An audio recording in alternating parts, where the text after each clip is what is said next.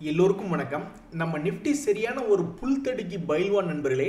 இந்த பைல்வானுக்கு ரெண்டு நாள் டைம் கொடுத்தா போதும். நம்ம போர்ட்ஃபோலியோலாம் கொண்டு போய் ஏதாவது ஒரு குண்டு கரடிக்கிட்ட அடமானம் வச்சுட்டு வந்துடுவான். அப்புறம் நம்ம போய் அதை தேடி எடுத்துட்டு வரணும்.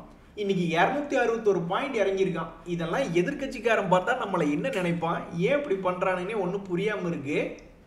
இன்னைக்கு மார்க்கெட் இறங்கினதுல மிக முக்கியமான காரணம் சென்செக்ஸ்னுடைய எக்ஸ்பைரி இன்னைக்கு இருக்கு. அதனால இன்னைக்கு அதையும் ஒரு காரணமா வச்சுக்கிட்டு ஒரே சைடு மார்க்கெட்டை கொண்டு போய் முடிச்சுட்டான். ஏதாவது ஒரு சைடு இன்னைக்கு மார்க்கெட்டினுடைய நடுவுலையோ அல்லது கடைசியிலேயோ ஒரு சின்ன ரெக்கவரி கொடுத்து முடிச்சிருந்தா ரொம்ப மகிழ்ச்சியா இருந்திருக்கும். ஆனா அவன் ஒரு மாதிரி டவுன் ட்ரெண்ட் எடுத்துட்டான். இதுக்கு மிக முக்கியமான காரணம் எந்த விதமான ட்ரிகர் பாயிண்ட்டும் கிடைக்கல. ஏதாவது ஒரு 500 பாயிண்ட் மேலே ஏறக்கு வழி சொல்லுங்கடா அப்படின்னாக்கா கடந்த 2 நாட்கள்ல 500 பாயிண்ட் என்பது இறங்கி வச்சிருக்கான். இதுல எல்லாத்துக்குமே தெரியும், ரொம்பவுமே ஈஸியா எல்லாருமே கண்டுபிடிச்சிருவாங்க. 25,000 பாயிண்ட் என்பது ஒரு குறிப்பிட்ட லெவல். அந்த கோட்டுக்கு மேல இருந்தா குஜாலா, அந்த கோட்டுக்கு கீழே இருந்தா கும்பா அப்படின்ற மாதிரி எல்லாத்துக்குமே தெரிஞ்ச விஷயம் தான். அந்த வகையில தற்போது கும்பாவாகி பல பேர்த்தினுடைய மனசை கஷ்டம்தான் படுத்தி விட்டுருக்கான் இன்னைக்கு. இதுல இன்னொரு முக்கியமான விஷயம் என்னன்னா, நம்ம மார்க்கெட்டுக்கு இந்த நிஃப்டி பேங்க் என்பதும் அதே மாதிரி இந்த நிஃப்டி ஐடி என்பதும் ரொம்ப முக்கியம். இவனுக்கு ரெண்டு பேரும் ஏதாவது ஒரு ட்ரெண்ட் எடுத்து மேலேயோ கீழேயோ போனா தான் நம்மளுக்கு ஒரு டைரக்ஷன் என்பது கிடைக்கும். அதுலேயும் குறிப்பா இவனுக்கு மேல் நோக்கி போனா தான், ஏன்னா இவனுக்கு ரெண்டு பேருமே ரொம்பவுமே வெயிட்டேஜ் ஆனவன். ஆனா இந்த பேங்க் இண்டெக்ஸும் ஒரு மாசமாகவே ஒரே இடத்துல சுத்திக்கிட்டு இருக்கான். அப்படின்னு என்ன அர்த்தம், அவன் ஏதோ ஒரு சைடு பெருசா வெடிக்க போறான்னு அர்த்தம். அதே மாதிரி இந்த நிஃப்டி ஐடி இண்டெக்ஸ் இவனும் ரொம்ப வலுவானவன். இவனும் ஒரு 8 நாளா எந்த பக்கமே டைரக்ஷன் எடுக்காம ஆடிக்கிட்டு இருக்கான். ஸோ இவனுக்கு ரெண்டு பேருமே ஒரு அமாவாசை இருட்டுக்குள்ள ஒரு கருப்பு மணியை தேடி அலைஞ்சிக்கிட்டு இருக்கானுங்க. என்னைக்கு இவனுக்கு மணி கிடைச்சி நம்மளுக்கு என்ன பண்ண போறானுங்கன்னே தெரியாம ஒரு டைரக்ஷன் இல்லாம இப்போதைக்கு இருக்கு. ட்ரம்ப் அவர்கள் ஏன்டா வாயை திறந்து பேசிக்கிட்டு இருக்காருன்னு சில சமயங்களில் நம்ம நினைச்சுக்கிட்டு இருக்கோம். ஆனா உண்மைக்கு இப்ப அவர் மறுபடியும் அவரு தான் வாயை திறந்து பேசணும் போல. ஏன்னா எந்த விதமான தகவல்களும் மார்க்கெட்ல ஒரு ட்ரிகர் பாயிண்ட் இல்லாம இருக்கு. அதனால இன்னைக்கு விளக்கு போச்சு ஏத்தி நைட்டுக்குள்ள ட்ரம்ப் அவர்கள் ஏதாவது ஒண்ணு பேசணும் அப்படின்னு நினைச்சுக்கிட வேண்டியதுதான். இந்த சமயத்துல மார்க்கெட்ல பல பேர் தங்களை தானே காப்பாத்திக்கிறதுக்கு என்ன பண்ணிக்குவாங்க அப்படின்ற மாதிரி மோஸ்ட்லி பண்ணுவாங்க அப்படின்னு பாத்தீங்கன்னா, வேற என்ன, இந்த ஹெட்ஜிங் போன்றதை பத்தி தான் நிறைய பேர் யோசிச்சுக்கிட்டு இருப்பாங்க.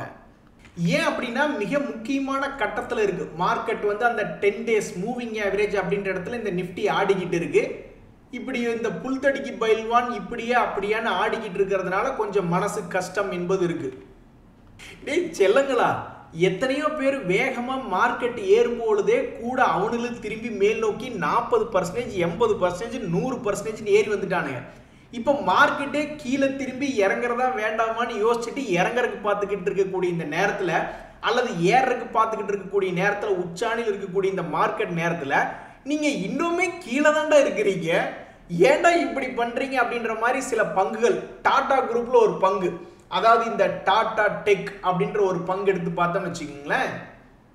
அவன் எப்போவோ 1200 ரூபா ரேஞ்சுகள் இருந்து சரிஞ்சவன் தான். இப்ப மார்க்கெட் மேல் நோக்கி ஏறி வந்த சமயத்துல இவன் ஒரு பாதியாவது ஏறி வந்திருக்கலாம் இல்லையா? அதாவது நான் என்ன சொல்ல வரேன்னாக்கா, இப்ப பாதி அளவுக்கு ஏறி வந்திருந்தா கூட ஒரு மகிழ்ச்சி என்பது வந்திருக்கும்ல. ஏன்னா இவன் இருந்த காலகட்டம் என்பது 1160, 1400 அப்படின்ட்டு. அதுல பாதிக்கு பக்கம் ஒரு 1100 ரூபாய்ன்னு வந்திருந்தா கூட நல்லா இருக்கும்ல. ஏய், கருப்பு மணி உங்களுக்கு இன்னும் கையில கிடைக்கலையாடா அப்படின்ற மாதிரி இன்னொருத்தன் ஜோதி லேப்ஸ் அப்படின்ற ஒரு பங்கு. அந்த பங்கும் தற்போது இருக்கக்கூடிய நிலைமையில என்ன அப்படின்னு பாத்தீங்கன்னாக்கா, அவன் அடிவாரத்துல தான் இருக்கான். ஆனா மார்க்கெட்டே பாதிக்கு மேல ரெக்கவரி ஆயிட்டு நீ என்ன பண்றதுன்னு ஒரு மாதிரி பயமுறுத்திக்கிட்டு இருக்கான்.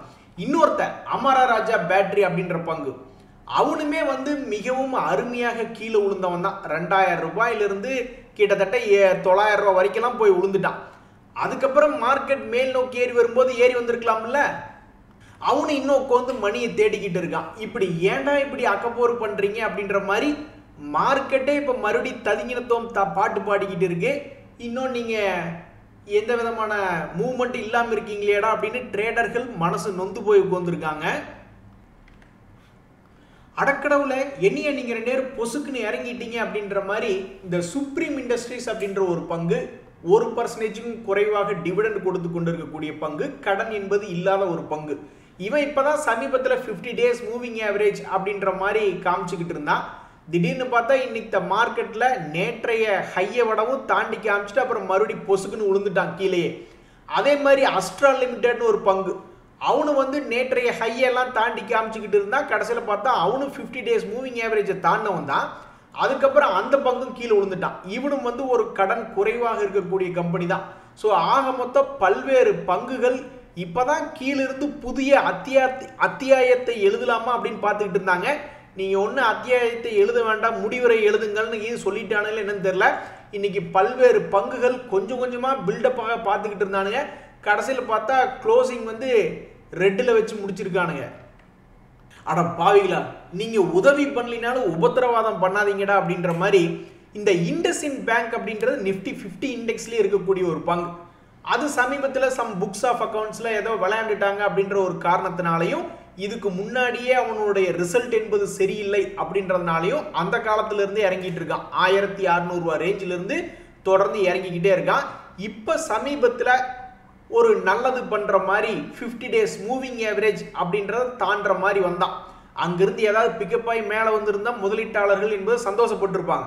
ஆனால் அது ஒரு சென்டர் பாயிண்டாக இருந்த ஒரு சமயத்திலையும் அண்ணாந்து பார்க்கும்பொழுது கொஞ்சம் தூரம் மேலே, அதே மாதிரி கீழே குமிஞ்சு பார்க்கும்பொழுது ரொம்ப தூரம் கீழே அப்படின்ற ஒரு சென்டர் பாயிண்ட்ல ஆடிக்கிட்டு இருந்தான். இப்போ ஒரு 10 நாள் கழிச்சு அப்படின்றத எடுத்து பார்க்கும்பொழுது 50 days மூவிங் ஆவரேஜ் என்பதுக்கு கீழே ட்ரேட் ஆகிட்டு இருக்கான். என்னைக்கு இது போன்ற முக்கியமான லெவல்களை உடச்சிக்கிட்டு அண்ணாந்து மேலேயோ அல்லது குமிஞ்சு கீழேயோ பார்க்குறானோ அப்போதான் ஒரு வாலட்டிலிட்டி வரும் அப்படின்ற மாதிரி பல ட்ரேடர்கள் பார்த்துக்கிட்டு இருக்காங்க. தற்போதைய நிலவரத்தின்படி 50 days மூவிங் ஆவரேஜுக்கு கீழே தான் இந்த பங்கு என்பது வர்த்தகம் ஆகி கொண்டிருக்கிறது. தலை வலிக்குதுடா தலை வலிக்குதுன்னு பல பங்குகளை வாங்கி தலையை பிடிச்சிட்டு உட்கார்ந்துட்டு இருந்தாங்க பல பேர். இந்த சமயத்தில் வந்து போஷ் அப்படின்ற பங்கு எல்லாருக்குமே தெரியும், அது ஒரு பெரிய கம்பெனி என்பது. அந்த பங்கு பல பேர்த்தினுடைய மானத்தை கடைசி நேரத்தில் காப்பாற்றிருக்கு. ஒரு உதாரணத்துக்கு இந்த போஷ் அப்படின்றது பார்த்தீங்கன்னா பெரிய அளவில் சரிஞ்சு வந்தவன் 40,000 ரூபா ரேஞ்சிலிருந்து அவன் பாட்டு 24,000 ரூபா வரைக்கும்லாம் கீழே வந்துட்டான். அப்புறம் கடைசி நேரத்தில் மானத்தை காப்பாற்றிய ஒரு பங்காக அவன் பாட்டுக்கு ஏதோ ஒரு ராக்கெட் மாதிரி 26,000லிருந்து 31,000 வரைக்கும் வந்திருக்கான். இனி இந்த சென்டர் பாயிண்ட்ல வந்து நின்றுட்டு என்ன பண்ண போறான்னு தெரியல. பட் இப்போதைக்கு கடந்த ஒரு மாசத்துல மானத்தை காப்பாற்றிய பங்குகள் அப்படின்ற லிஸ்ட் எடுத்து பார்க்கும்போது ட்ரேடர்கள் இதுவும் ஒன்று அப்படின்ற மாதிரி நினைச்சுக்கிட்டு இருக்காங்க. நண்பர்களே, இங்கே தான் மிக முக்கியமான ஒரு தகவல். அதாவது ஸ்மார்ட் மணி கான்செப்ட் அப்படின்னு இருக்கிறவங்க என்ன பண்ணுவாங்க அப்படின்னாக்கா, மார்க்கெட்டில் சும்மா இருப்பாங்க, மார்க்கெட்டுக்குள்ளே வரமாட்டாங்க. அதான தியாகு அப்படிங்கிறீங்களா? அது கிடையாது. அது ரொம்பவுமே ஓவர் ஸ்மார்ட்டாக போயிடும். அதாவது ஸ்மார்ட் மணி கான்செப்டில் நிறைய பேர் என்ன பண்ணுவாங்கன்னா, மறுபடியும் பழைய இடத்துக்கே வந்து உழுகுமா அப்படின்ற மாதிரி பார்த்துக்கிட்டு இருப்பாங்க, அல்லது பழைய ஹைக்கே போகுமா, இப்படி சைட்வேஸ்குள்ளே பண்ணிக்கிட்டு இருக்கும்போது இந்த மாதிரி ஸ்டார்டிங் பாயிண்ட் எண்டிங் பாயிண்ட் அப்படின்ற மாதிரி இருக்குமே அப்படின்னு ஸ்மார்ட் மணி கான்செப்டில் பார்த்துக்கிட்டு இருப்பாங்க. ஆனால் அவர்களுடைய குண்டலம் என்ன, அதாவது கவச குண்டலம் என்பது என்ன, அவங்களை பாதுகாக்கக்கூடிய குண்டலம் என்ன அப்படின்ற மாதிரி பார்த்தோம்னாக்கா, பல பேர் என்ன நினைச்சுட்டு இருப்பாங்கன்னா, மார்க்கெட் மேல் நோக்கி ஏறிடுச்சு, ஸ்மார்ட் மணி கான்செப்ட் என்பதே நல்லா கீழே விழுந்து கிடக்கக்கூடிய பங்குகளில் ஏதாவது ஒரு சப்போர்ட் இருக்கு அப்படின்னு பார்க்கறதான். அந்த வகையில் உச்சாணி கொம்பிலிருந்து ஒரு 40 அல்லது ஒரு 60% இறங்குனாதான் அவன் அதுக்கும் மேலே பெருசாக விழுந்தாலும் இன்னொரு 30-40% அதுக்கப்புறம் அந்த கம்பெனியை ஜீரோ ஆகிடும் அப்படின்ற மாதிரி அவர்களுடைய கவச குண்டலங்கள் என்ன அப்படின்னு பார்த்தோம்னாக்கா, நல்ல உச்சியிலிருந்து ஒரு 40-60% இறங்கினதுக்கப்புறம் ஏதாவது ஒரு சப்போர்ட் பிடிக்கிறானா அப்படின்னு பார்க்கறதா அவர்களுடைய கவச குண்டலங்கள். நீங்கள் மேலேயே இப்படி ஆடிக்கிட்டு இருந்தான்னு வச்சிங்களேன், அது வந்து ஒரு கவச குண்டலம் மாதிரி பாதுகாக்காது. ஏன்னா டொயங்கன்னு கீழே இறங்கிட்டான்னு வச்சிங்க, ஸ்டாப் லாஸ் போடாத ஸ்மார்ட் மணி கான்செப்டுக்காரங்களையெல்லாம் அப்புறம் அது பதம் பார்த்துரும், அப்புறம் அங்கே ஸ்மார்ட்னஸ் என்பதே இருக்காது. ஆக இது ரொம்ப முக்கியமான தகவல். சமீபத்தினுடைய கவச குண்டலங்கள் அப்படின்னு பார்க்கும் பொழுது இந்த எல்என்டி பங்கு கூட சமீபத்தில் 4,000 ரூபாயிலிருந்து 3,000 வரைக்கும் சரிவடைஞ்சான். ஸோ அது போன்ற சமயங்களில் அல்லது 2 days மூவிங் ஆவரேஜிலிருந்து ஏதாவது ஒரு 20% இறங்கின சமயங்களில் ஏதாவது, அதே மாதிரி இந்த டெக் மஹிந்திரா இன்னொரு எக்ஸாம்பிள் கூட எடுத்து பார்க்கும்பொழுது அவனு இந்த மாதிரி 2 days மூவிங் ஆவரேஜிலிருந்து ஏதாவது ஒரு 20%க்கு மேலே ஏதாவது சரிவடைஞ்சு அங்கே எங்கேயாவது சப்போர்ட் எடுக்கும் பொழுது அப்படின்ற மாதிரிலாம் நிறைய பேர் பார்த்துக்கிட்டு இருப்பாங்க. ஸோ ஸ்மார்ட் மணி கான்செப்டுக்காரங்களுடைய கவச குண்டலங்கள் என்பது என்னன்னாக்கா, மேலே இருந்து ஒரு 40-60% கீழே இறங்கினதுக்கப்புறம் ஏதாவது ஒரு சப்போர்ட் ரேஞ்சில் ஆடுறானா அந்த மாதிரி பார்த்துக்கிட்டு இருப்பாங்க. ஸோ இது ஒரு மிக முக்கியமான தகவல் தான். ஸோ இந்த விஜயா டயக்னாஸ்டிக்ஸ் அப்படின்ற பங்குகள் எல்லாம் வந்து இந்த ஸ்டாப் லாஸ் போடாத இந்த ஸ்மார்ட் மணி கான்செப்டுக்காரங்களுக்கெல்லாம் ஏதாவது குண்டலங்கள் அப்படின்றது இருக்குதுன்னா இப்போ வரைக்கும் குண்டலங்கள் இல்லை. ஏன்னா அந்த 2 days மூவிங் ஆவரேஜ்ல இருந்தும் பெருசா வீக் ஆகல, அல்லது மேல உச்சத்துல இருந்து ஒரு 40-60% என்பது வீக் ஆகல. ஸோ இப்போதைக்கு ஸ்மார்ட் மணி கான்செப்ட் பாருங்களுக்கெல்லாம் கண்ணு உறுத்தும், என்னடா இப்படி ஒரே ஸ்மார்ட் லெவலுக்குள்ளேயே ஆடிக்கிட்டு இருக்கானே அப்படின்ட்டு.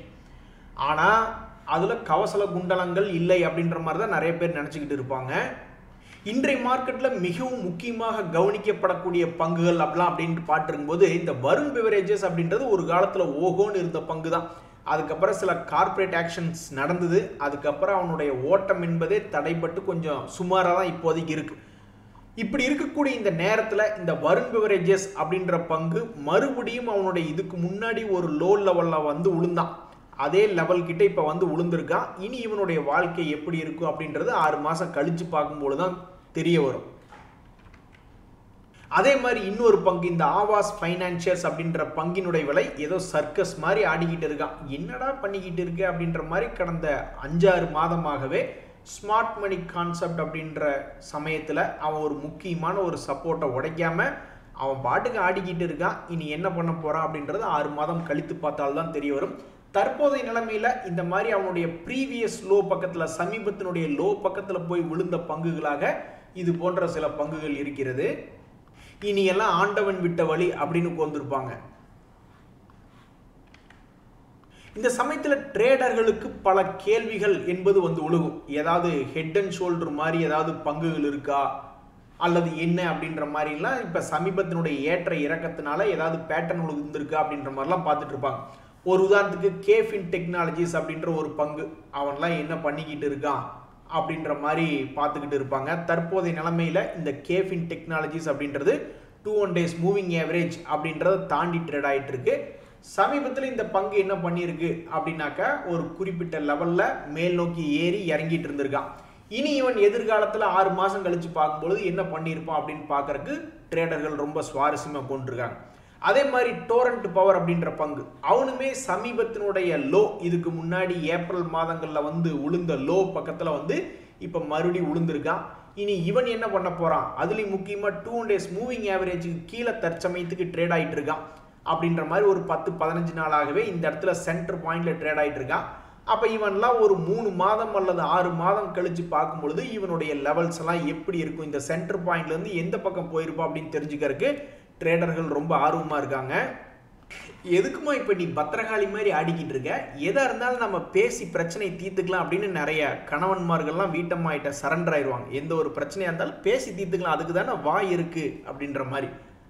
அது மாதிரி தான் இப்போ இந்த 5 ஸ்டார் பிஸ்னஸ் அப்படின்ற ஒரு பங்கினுடைய விலை எதுக்கு இப்போ பத்திரகாளி மாதிரி ஆடிக்கிட்டு இருக்கா, எதா இருந்தாலும் பேசி தீர்த்துக்கலாம் அப்படின்ற மாதிரி 2024 கடைசி நிலைமைகள்ல இருந்து இப்படியே ஆடிக்கிட்டு இருக்கான். என்னைக்கு இவனுடைய எல்லையை உடைச்சு எந்த பக்கம் மூவ் ஆக போறான் அப்படின்னு சுவாரஸ்யமா பல பேர் பார்த்துக்கிட்டு இருக்காங்க. இந்த நேரத்தில் சமீபத்தினுடைய லோக்கலில் வந்து விழுந்த ஒரு பங்காக இந்த 5 ஸ்டார் பிஸ்னஸ் அப்படின்ற பங்கு இருக்கு. எப்பதான் இவனுடைய லோ உடைச்சு எந்த பக்கம் போக போறான் அப்படின்னு எல்லாரும் அதிசயமா பார்த்துக்கிட்டு இருக்காங்க. இந்த சமயத்தில் சொனாட்டா சாஃப்ட்வேர் அப்படின்ற ஒரு பங்கு, அவனுமே சமீபத்தினுடைய லோ, கடந்த ஒரு மாதத்தினுடைய லோ அப்படின்ற இடத்துல வந்து விழுந்திருக்கான். கிட்டத்தட்ட 450-460 ரூபா ரேஞ்சில் இருந்தவன் இப்போ 392 வந்து விழுந்திருக்கான். இவன் கொடுக்கக்கூடிய டிவிடெண்ட் ஈல்டு என்ன அப்படின்னு பார்த்தோம்னா சமீபத்தினுடைய தகவல்களின்படி 2% வரைக்கும் இந்த சொனாட்டா சாஃப்ட்வேர் அப்படின்ற பங்கு டிவிடெண்ட் கொடுத்துக்கிட்டு இருக்கு. அப்படி இருக்கக்கூடிய இந்த பங்குல ஒரு தகவல் என்ன அப்படின்னு பார்த்தீங்கன்னா, 3 வருடங்களுக்கு முன்னாடி 159 கோடி தான் கடன் என்பது இருந்தது. இப்போ 516 கோடி அப்படின்னு காமிச்சிட்டு இருக்கான். அதே மாதிரி அவனுடைய லாபம் என்பது என்னடா எழுதி பேப்பர்ல எழுதி ஒட்டி வச்ச மாதிரி இவங்களுடைய மார்க்கெட்டிங் டீமுக்கெல்லாம் ப்ரெஷர் இருக்குமா இல்லையா அப்படின்றது தெரியல. அதாவது இவங்களுடைய நெட் ப்ராஃபிட் என்பது தொடர்ந்து 100க்கும் 110க்கும் இடையிலேயே ஆடிக்கிட்டு இருக்கு.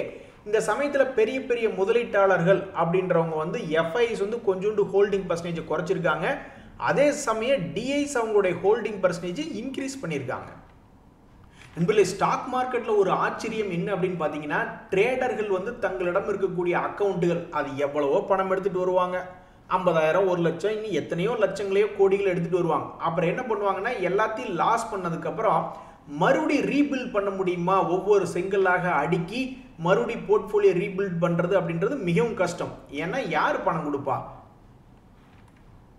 இந்த சமயத்துல தான் இந்த புல் தடுக்கி பைல்வானை நம்பிக்கொண்டிருக்கக்கூடிய பல ட்ரேடர்களுக்கும் இந்த மாதிரி பயங்கரமா இன்ட்ராடே இது போன்ற ட்ரேட் பண்றவங்களுக்கும் ஒரு வித்தியாசம் என்ன அப்படின்னு பாத்தீங்கன்னாக்கா, என்னதான் இவன் பெரிய புல் தடுக்கி பைல்வானா இருந்தாலும் அந்த போர்ட்ஃபோலியோவை மொத்தமா ஜீரோக்கெல்லாம் கொண்டு போய் விடுறது இல்ல. அந்த ஒரு வகையில நீ பரவாயில்லடா அப்படின்ற மாதிரி தான்.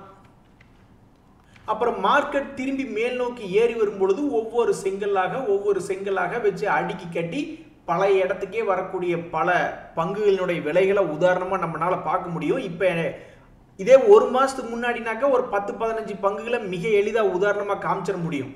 ஆனா கீழே இறங்கிட்டு 40-50% மேல ஏறின பங்குகளை இப்ப நாம உதாரணம் எடுத்தோம்னு வச்சுங்க, அவ்வளவுதான். ஒரு நாளே 10 கிட்டத்தட்ட 400-500 பங்குகளுக்கு பக்கமா எடுக்க வேண்டியதா போயிடும்.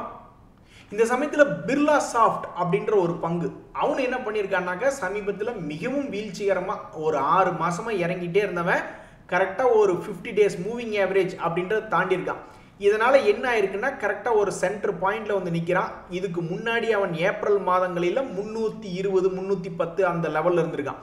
இதனுடைய சமீபத்திய 2 days மூவிங் ஆவரேஜ் என்பது அது கொஞ்சம் மேல 500 ரூபாய் பக்கத்துல இருக்கு.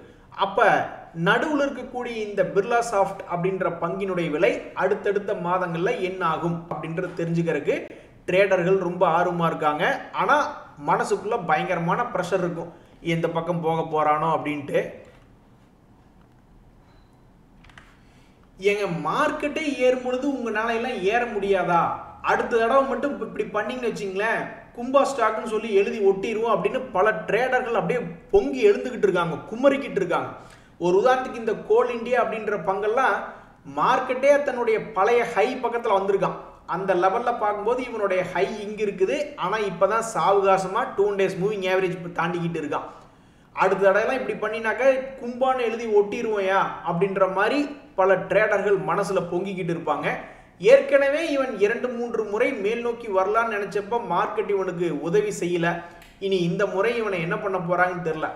அதே மாதிரிதான் இந்த ONGC அப்படின்ற பங்கு, அவனாவது 2-3 தடவை முயற்சி பண்ணி அவன் கும்பா பண்ணி விட்டாங்க. இவன் வேலையே முயற்சி பண்றதான் அப்படின்னு பல முறை இந்த 2 days, அது என்ன சாபமா என்னே தெரியல. சில பேர்த்துக்கெல்லாம் இது என்னங்க சாபமா, என்னதான் முட்டி மோதினாலும் வாழ்க்கையில பெருசா சாதிக்க முடியலையே, எத்தனை முயற்சிகள் எடுத்தாலும் நம்மளை மறுபடியும் கொண்டு போய் எவனாவது ஒருத்தனை காலுக்கடியிலேயே சுத்திட்டு வர மாதிரி உட்கார வைக்கிறானே அப்படின்ற மாதிரி ஃபீல் பண்ணிக்கிட்டு இருப்பாங்க. அந்த மாதிரி தான் இந்த ONGC அப்படின்ற பங்கு 2 days மூவிங் ஆவரேஜ் கிட்ட ரொம்ப காலமா பண்ணிக்கிட்டு இருக்கானுங்க. என்னன்னே தெரியல, மார்க்கெட் இதுக்கு சப்போர்ட் பண்ண மாட்டேங்குது. தற்போதைய நிலைமையில கரெக்டா 2 days மூவிங் ஆவரேஜ் பக்கத்துல வந்திருக்கு அப்படின்றதான் இந்த ONGC பற்றிய தகவல். நன்றி, வணக்கம்.